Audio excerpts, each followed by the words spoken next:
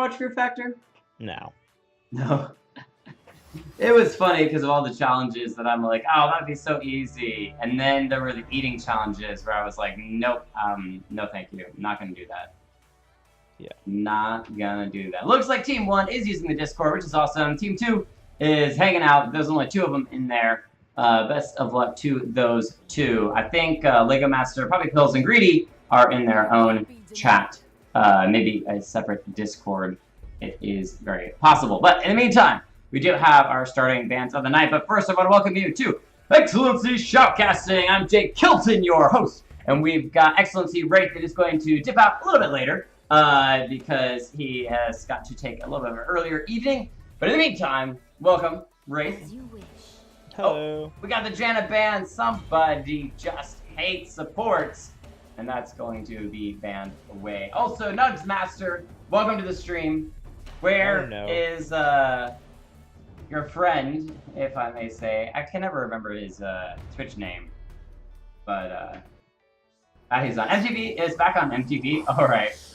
Don't know that I'll watch it, but there we go. The rest of the team is in on Discord, so it should be a pretty good game. We've got basically even scores on the teams, or even ranking on the teams. Everybody's in Discord. Should be a fun game. As long. Should be an amazing game, Jake. I mean, we got just fun. Not just fun. We got diamonds in this game. It's always gonna be awesome. Oh, overlays off. I am aware. Thank you for that. I was not aware until you just told me. So Torch TV always got my back. Yeah. You used to be. In the meantime, it is Band. That is a rare one. We don't It's not often we see Echo Band out.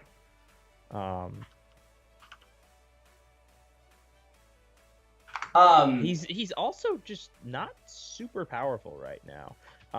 After the Okay, so I do want to say I just finished watching the LLPL semifinals, and I never heard this comment before, but that is that Echo loves long lanes.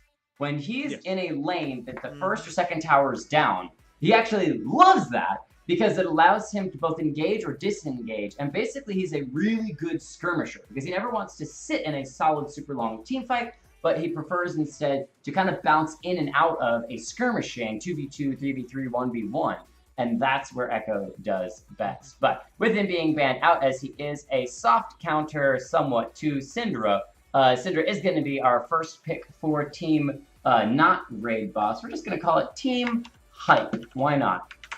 So it's Team Intensifies for the blue team versus Team Hype by the red team, as we also have a Draven picked up. So massive damage of the AP and AD type coming out from Team Hype so far, as a Varus, which is a nice alternative to a couple of the other main AD carries when they're banned away, like the Tristana, is picked up by Slave, who is super good in the jungle from the last time we streamed, but instead giving over to Hihi Lul, taking Kayn in the jungle this time around as Phantom Attempt, with his support Janna being banned away, as I believe he is allowing Blues 87 to play the mid lane, is going to be picking up the support Morgana, unless he did get middle lane Morgana.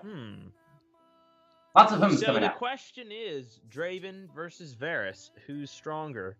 Varus is not played that much in the current meta right now, but he's actually a super strong early game lane bully. Most people don't play him, so it's difficult.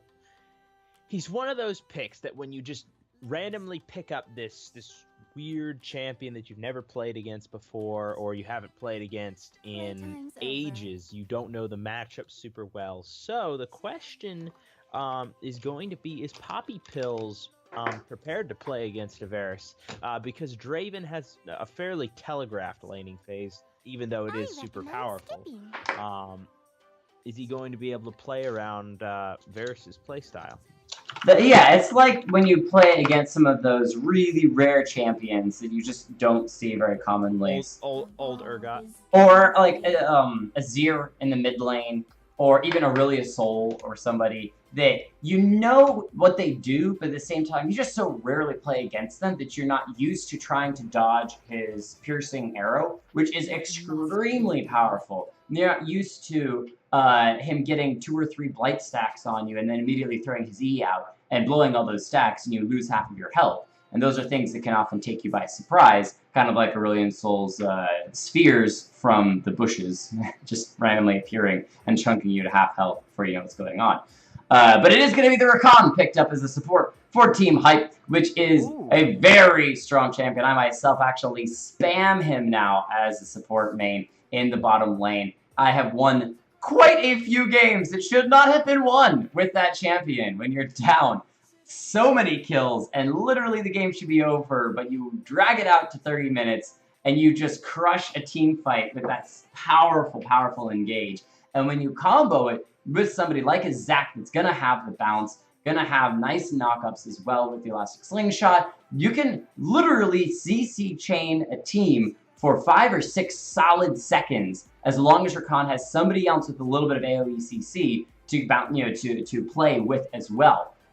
You Zac bounce immediately into a Rakan charm, into a Rakan knockup. You can chain him for a very long time. But if you can't get the chain off, Rakan can be excruciatingly squishy and just be crushed.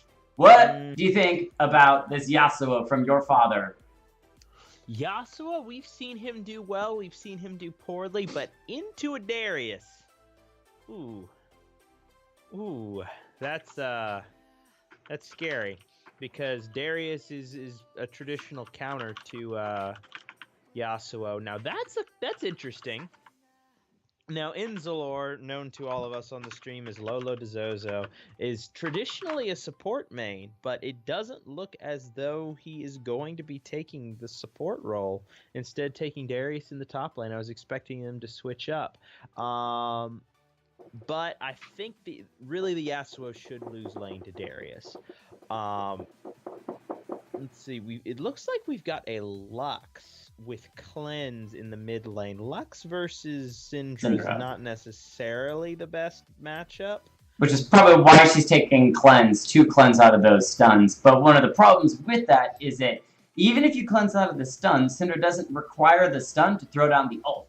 All she does is Q, throw the Q, Q again, and she has plenty of those spheres to ult with, regardless need to hit you of whether you're stunned or not. Exactly. The stun is just nice. It's just, you know, it's a helpful formality thing. Once you get to a certain item breakpoint, you know. Right. It's just, oh, I missed all of my abilities. I guess I'll just press R first. And still kill you. Anyway.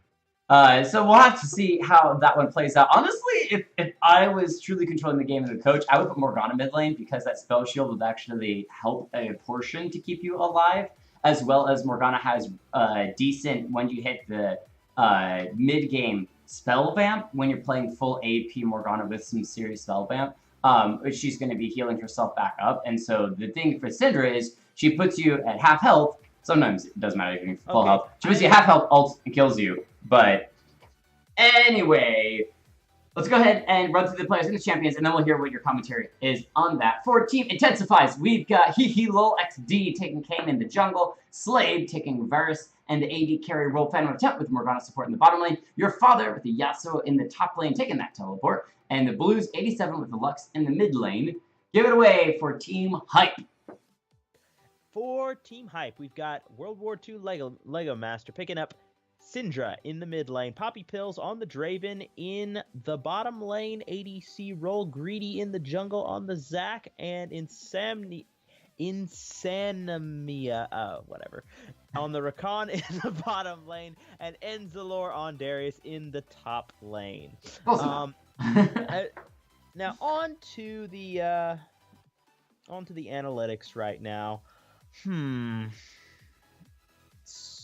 I like Team Hype better for this one, because Zac and Rakan, you touched on the combo a moment ago, very powerful in a late game team fight. However, I don't like their follow-up to that engage. If Darius gets ahead, which he should over the Yasuo, that's very good. However, the Varus is a better late game carry than Draven, unless Draven is fed. And I'm not expecting Syndra to get fed in this mid lane if Lux plays it properly, simply because she can farm from outside of Syndra's effective kill range. It's true.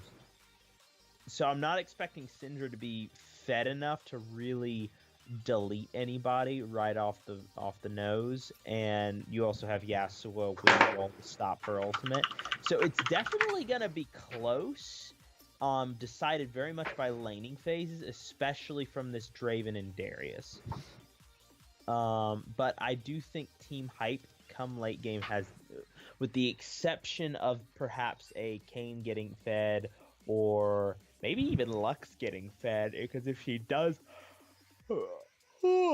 manage to land a snare, E, and an ult combo, she can insta-delete a Syndra. Lux is one of those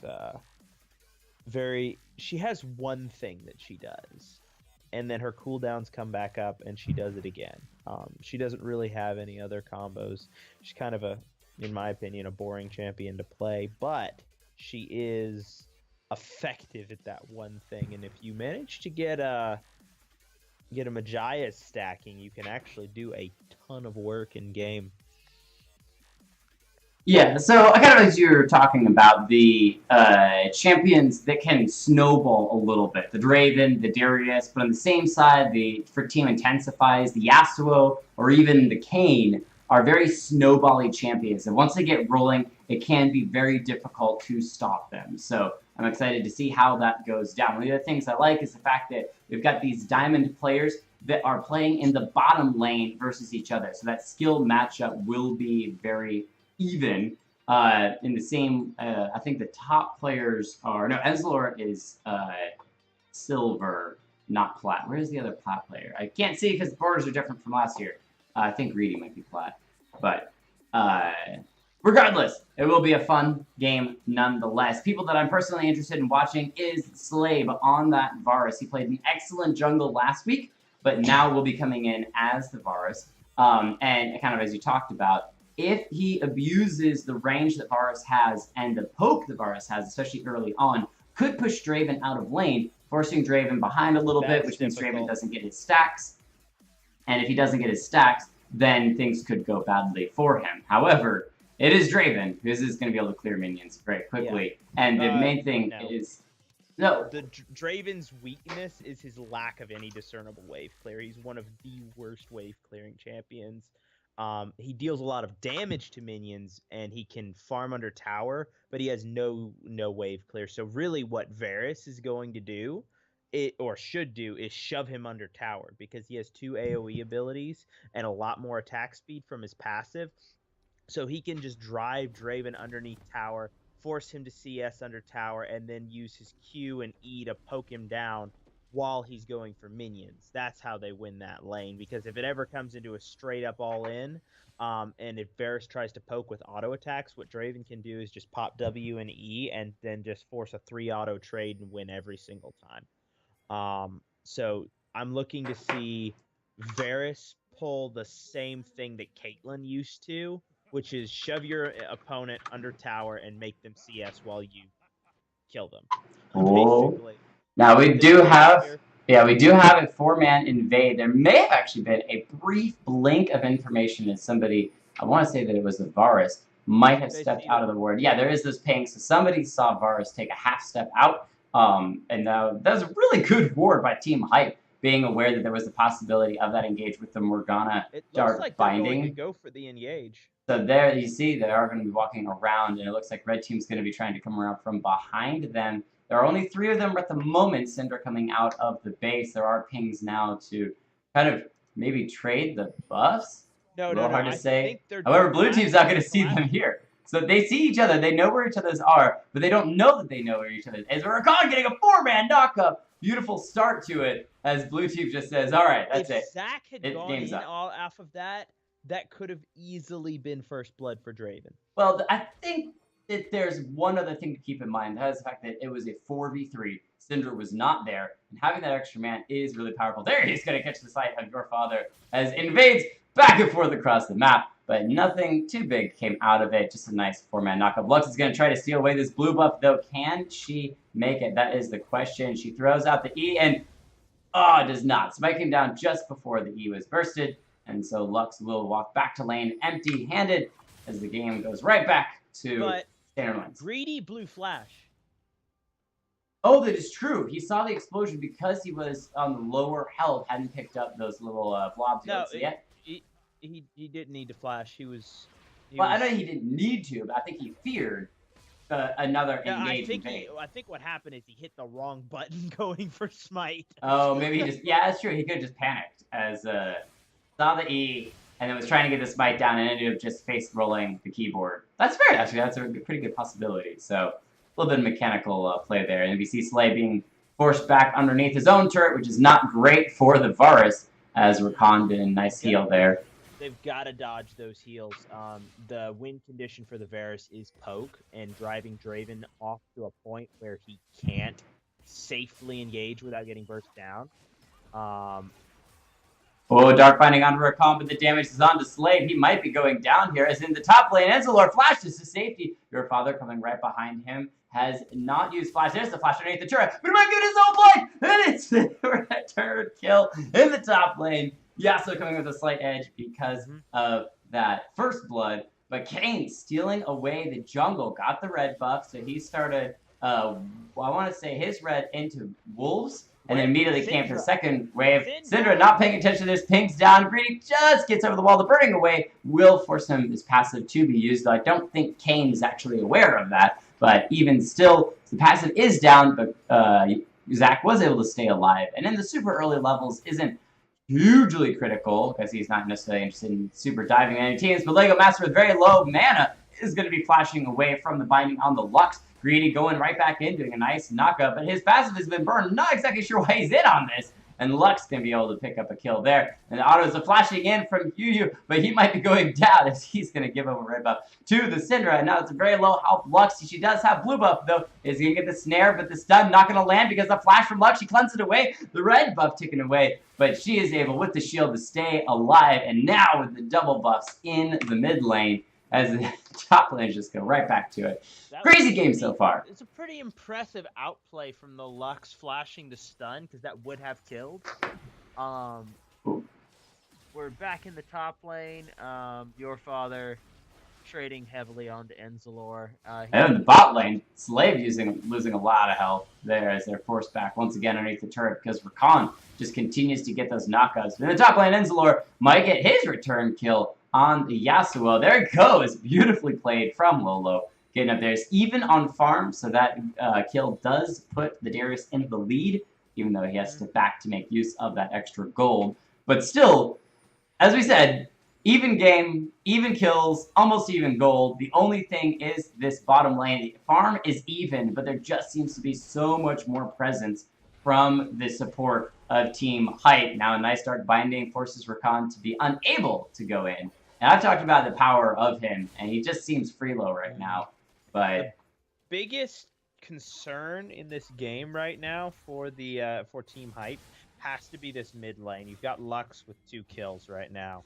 Kayn coming in the top lane, getting to slow down. They're chasing Enzalor back to the turret. Hasn't been able to back yet, or could have had back, but instead is going underneath the turret. One hit onto Kayn, the tower almost finishing him off, and the father misses. That's me another kill. Enzalor, the top lane, is outplays a 2v1. Rakan going in, nice spell shield, even though Slay was able to walk away from that. I was going to say that's the one thing they have going for them for Team Intensifies in the bottom lane, and if Parentech needs to be a little bit more on point with it, is if she just puts the spell shield on Varus every time Rakan goes in, he's never going to be knocked out, never going to lose that. And look, sniping away a kill on Syndra in the mid lane. Now 3-0. Pick up that Maji's Lux, because this is going to be a fun game for you.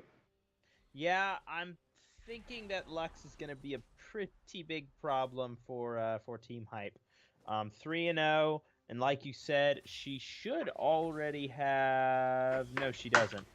I was looking for the Dark Seal, and that would have been several stacks onto it. But counter jungling Greedy is the Lux in the mid lane. That's a little bit comical, kind of cheeky, pulling out some old what the mid laners used to do for raptors before they became or wraiths Wraiths before they became became raptors, because there were only 4 of them. The mid laner would often just go over there and clear them.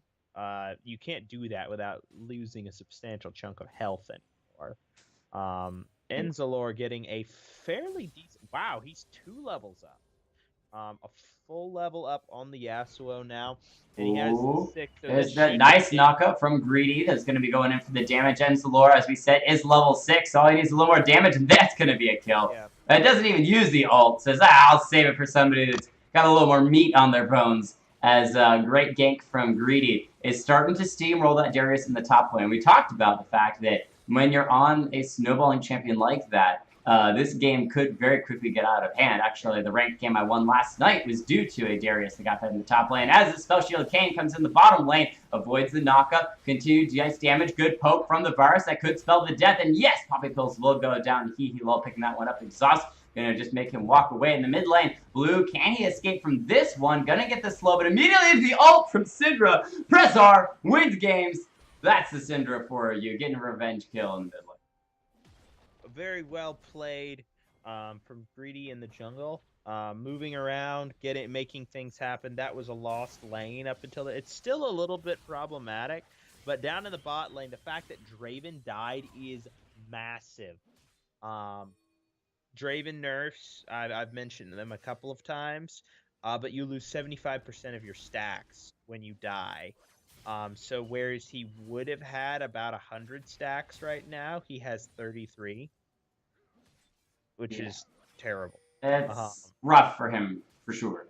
Yeah. Now, we have seen Draven's come back mid to late game. For sure, we'll still have plenty of damage. But, again, as we said, we like the evenness for our shoutcasting purposes. But that, I personally am very happy to see the junglers be extremely active in this game. Rather than just saying, you know what, I'm just going to farm for 6 and only gank a lane if, there's a guaranteed kill or something in it. Zach has been very proactive and has come up with kills both times.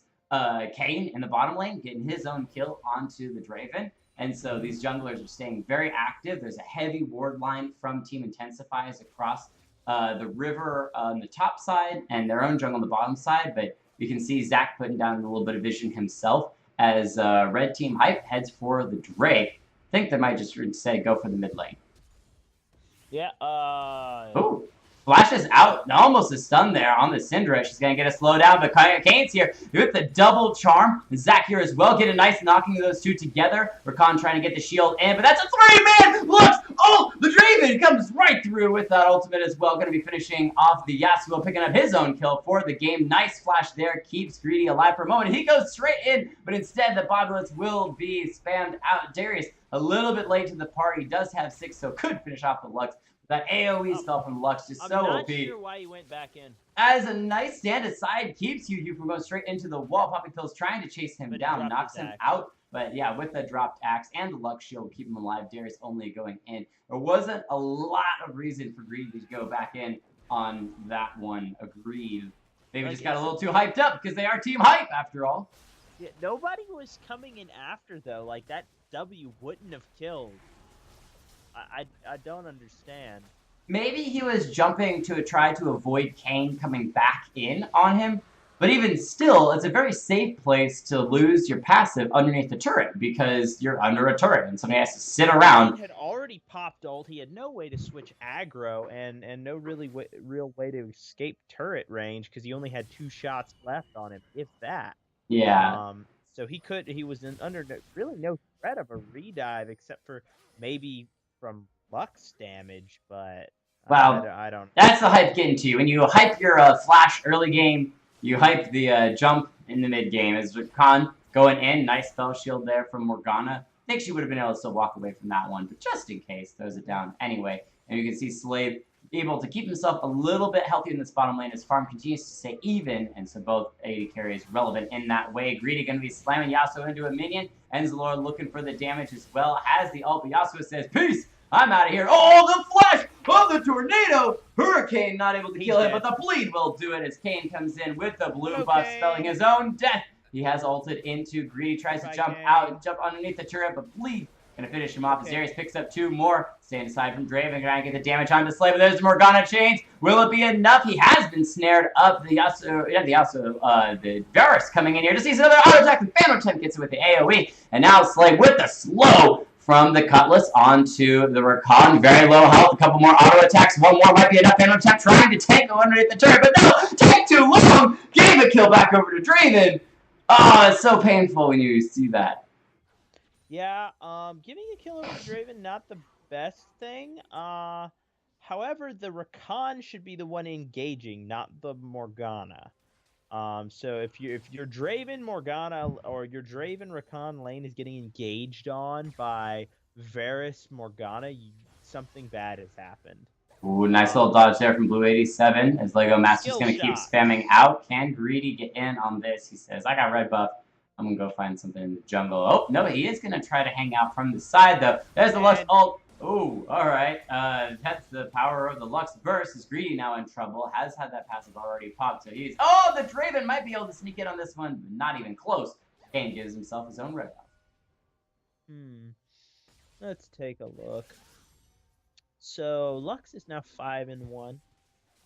I'm surprised she doesn't have a Dark Seal. Very surprised. All right, 1v1 Lux versus Darius. Let's go.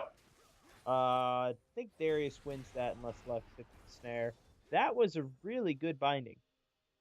Phantom Temp laying down those dark bindings. I think the reason we saw the hard engage is because Rakan had already used his engage tools, and Morgana saw an opportunity to get some free CC on the Draven. That's true. He did have his ult available. Late in the fight. But even still, Slave now did not get either of those kills in the bottom lane, which is pretty painful. But with 2 assists, staying even in farm, doing all right for himself as will be jungle combat on this one. No support combat. He's holding him. He's holding him. Doesn't actually even go anywhere. Does still go down. But Syndra picks up a free kill with R coming in. But now the Dark Binding onto Draven. Will it be enough for Khan once in? Gets the charm onto the Morgana. Is not worrying about the Varus because he has the spell shield. And it looks like the team Pinks go ahead and back off as there is a Yasuo here who could have a 3-man engage. Rakan backing off. Syndra with the double buff gets a little bit of damage, but the Varus ult has been used, lining him up for Lux, picking up 1, and now the Rakan jumping over a wall with the Grand Entrance, trying to get himself to safety as Poppy Pills hangs out near the turret. Don't notice me. Don't notice me. Oh, he just walks right into it. Why did she flash? Guarantee E, right? Right? Enzalor slowly hammering away on. He did pick up first turret gold solo for himself. And I think this Darius is going to be a huge problem once we get to actual team fights. If he phases out of split push Darius and just becomes team fight Darius. 6-1 has a completed item in Ninja Tabby. By the way, Ninja Tabby really just destroys Yasuo's hopes and dreams.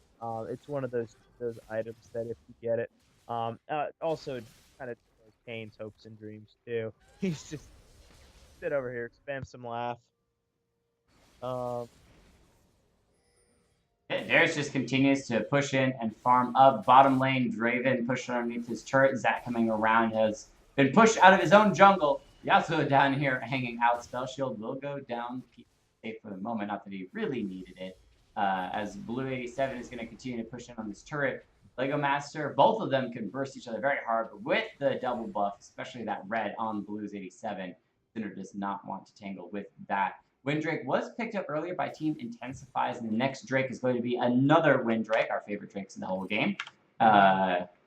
We'll see if Intensifies decides they want another one of those. Yeah, this is it's looking to be the Lux show, and Cleanse Burn. Oh, Greedy maybe jumped in, but nope. Blue 87 is going to back off from that one, head right back towards the mid lane, which they should be able to pick up as there's very few members of Team Hype to be able to defend this. There's the knockout from Greedy, though, and there's the turret going down. Greedy trying to defend the turret as Rakan comes over to the side. Oh, that's a nice dodge there on the Slave ultimate, and Insanima is going to be backing off Greedy here. A nice little hop right back into the rest of the team. Stun from Syndra, not quite going to land. Thank you, Midnight, for the hosting. Up to 7 viewers. You rock! As that's going to be Kane going in hard, under 3. However, gets nice damage onto the Rakan, noticing that Rakan is one of the major members of the red team. However, that's going to be the Darius taking a lot of poke damage. The snare's too much. He flashes, keeps himself alive for a moment longer as the ult from Syndra not quite going to land as Lux snipes the Darius, and that's going to be a death on Syndra as well. This Lux doing work. 9-1, crushing this game. Yeah, so this game is looking to be the Lux show, like I said again. Basically keeping everyone at arm's length with her long-distance poke. Oh, however, with the Draven here, might get enough damage, and he should be able to pick up the kill on Lux. No, it's going to be the Zac that steals it away with the ultimate. But Slave on the run now. Greedy still going in. He loves his aggressiveness. Kiss the minion as Draven picks up another kill for himself. Yeah. Now 4-3. I'm very, very much wondering why he didn't throw them into turret range. Instead, he threw them away. Oh, look at this. The bait from the Rakan. Not quite enough. Couldn't charm the Yasuo into Darius' waiting arms. Zac might get the knock up. Just misses. Can you kiss the red buff? Close enough. Right pull into the pool from Darius. Tries to get the last breath to keep himself alive for a moment longer. Bouncing back and forth between 3. He's got all the hots. And can he get away with that flash? However, no! Kiss the red buff again as he does throw down the windfall. But these are all melee champions. And Darius picks up a nice kill for himself. 7-2. This even game cannot be any evener, except for the fact that evener is not a word. And 3K gold still sits or intensifies over Team Hype.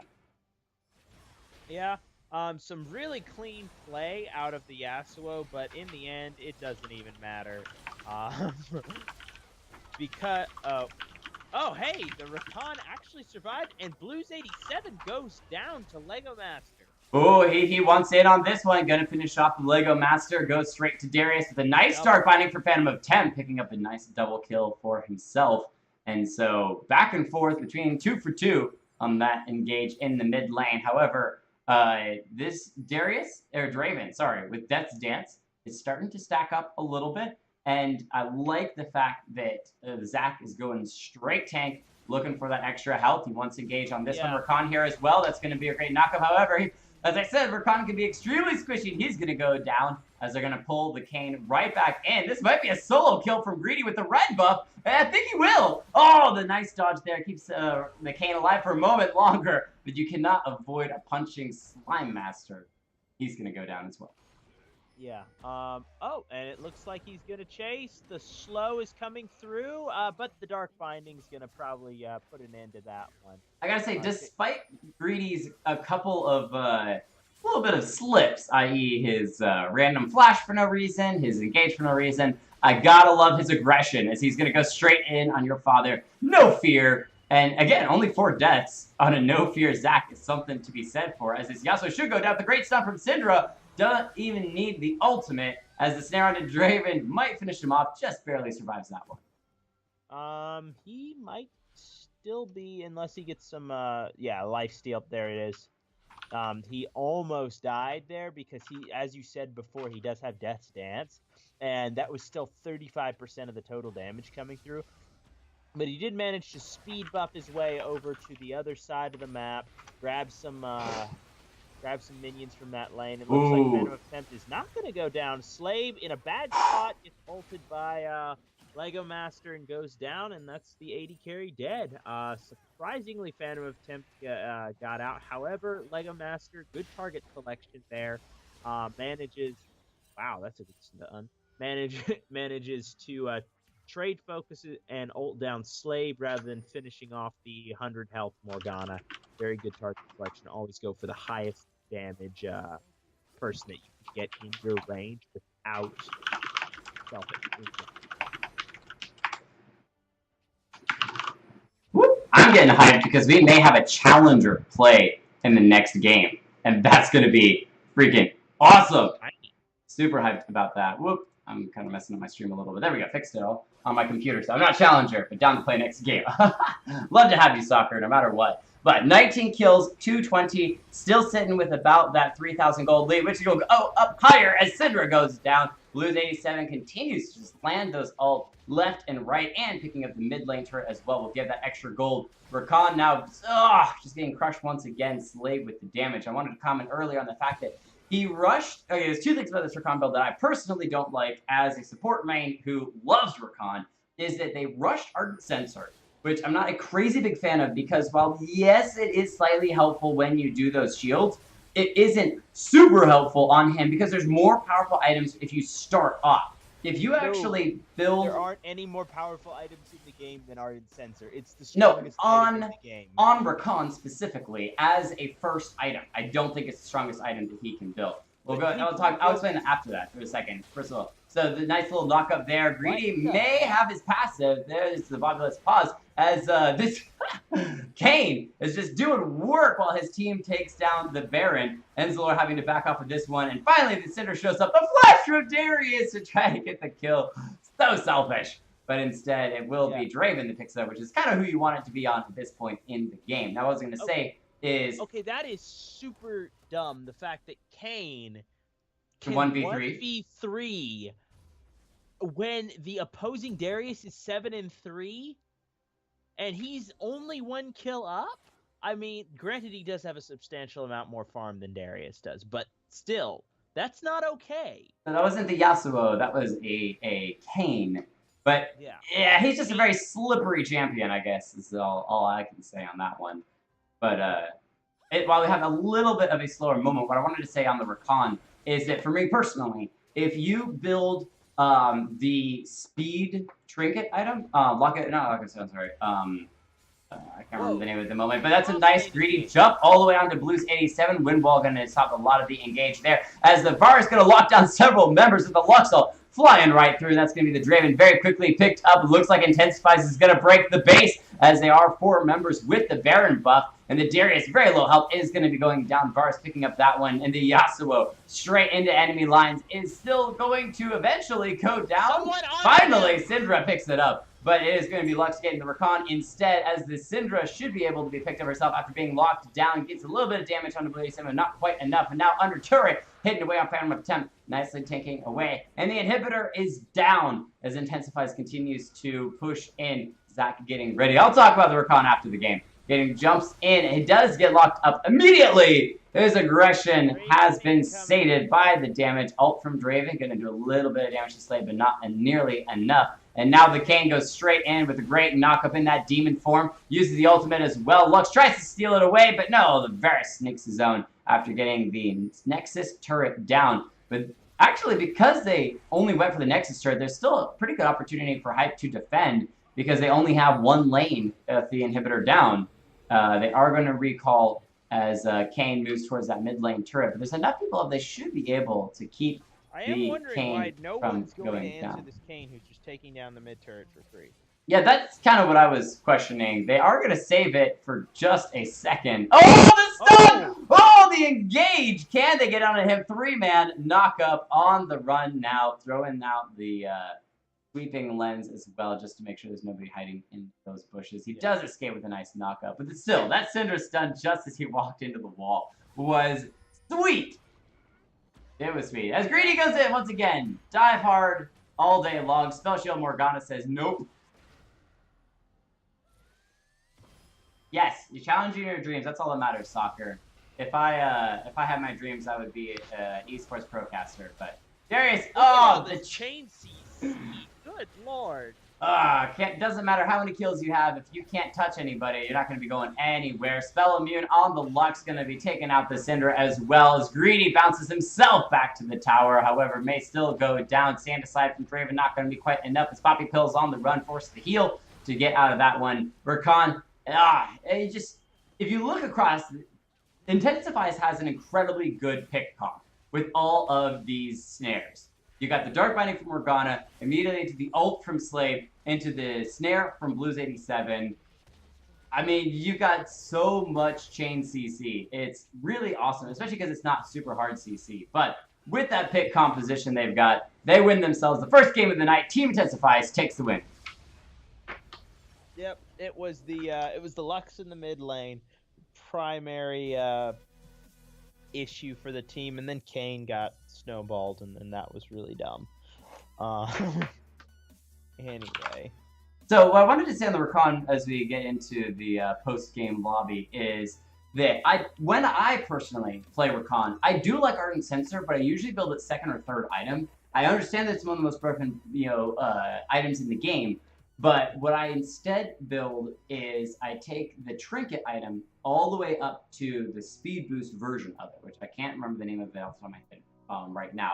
But Talisman of Ascension. Talisman of Ascension, thank you. When you have Talisman of Ascension on Rakan, it basically gives you yet another engaged tool or disengaged tool, and it allows you to move around. And when you have that in combination with the Ardent Sensor, you become way more powerful because you actually get to the people that you need to shield for the Ardent Sensor use. However, more often than not, if you just have the Ardent Sensor, you can't even get to the people you need to get to shield them, because as Rakan, you go so far in when you engage because you're either you've got the speed boost from your ult, followed by the Grand Entrance, so you're moving massive amounts of distance. When you flash as well, you're moving a huge amount of the map, and then you have to walk your way back to a team to try to then shield to them, to try to then get the use of that Ardent Sensor. Whereas if you switch it around and you build the speed boost first, you can run your way back to the team. Whether or not you have Ardent Sensor, your team will still do all right because your engage is so powerful. And then when you add the Ardent Sensor on top of that, it becomes even more powerful. The other thing is that Ardent Sensor does not give you any health or defense stats whatsoever, whereas the other gives you health regen, a little bit of extra health, and a little bit of extra tankiness. And I just build my Rakan super tanky anyway. And so you survive a little bit longer. And as we saw this game, and I've seen in the LPL and the LCK, when you build a Rakan that spans the Ardent Sensor first, you never quite get to a break point in which you have enough health to survive more than a very quick initial engage. And you need to be able to survive long enough to make use of multiple Grand Entrances, multiple shields, and dancing around the fight, throwing out those heals. The thing is, and this is just a cross section of how broken the item Ardent Sensor is. People are taking support Trundle bottom lane. And then now you say support Trundle and building Ardent Sensor on support Trundle? That doesn't work because he doesn't have any shields, right? He doesn't have any heals. No way to proc Ardent Sensor. They're taking the Stoneborn Pact Mastery so that whenever they knock up or slow with it, then the AD carry can heal off of that, and then they're proccing Ardent Sensor off of that. That's when Trundle is building Ardent Sensor. When Morgana is doing the same thing and building Ardent Sensor, you know it's a retardedly broken item. And it is right now. So my point with Rakan, now you should build Sightstone first. There's been a bit of a controversy over which one's more important, Sightstone or Ardent Sensor. Ardent Sensor for the complete lane dominance that it gives. Now I do agree with you on the Talisman of Ascension being very powerful for engage and disengage, but you shouldn't be really team fighting by the time you finish Ardent or Talisman of Ascension.